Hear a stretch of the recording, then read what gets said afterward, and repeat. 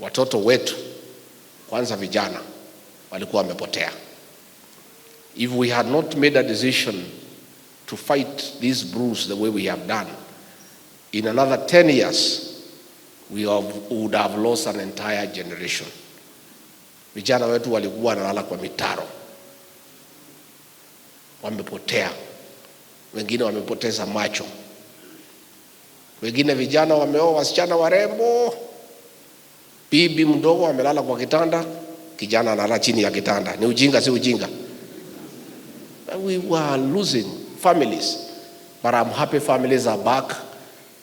Men have taken responsibility to take care of their wives and their children. They are productive, they are working. We are very happy, and we want to ask the support of the church. Your grace, continue being the conscience of the nation. Continue playing your rightful role of oversight.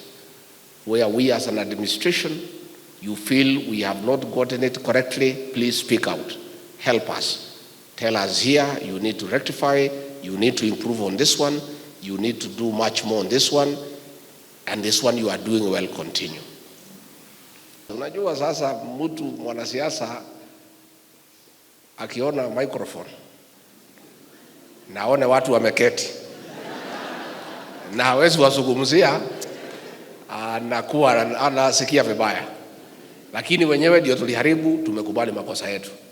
Tulileta mambo mingi kanisani ile haifai. Mpaka matusi, kuongea vibaya, chuki. And I think it is right when we come to church, we come and pray and worship. Lakini sisi wenyewe ndio tuliharibu. Tulienda kuleta maneno mingi kanisani, tukaambiwa siku hizi hakuna. Sasa tutakaa namna hiyo. Tuzoee.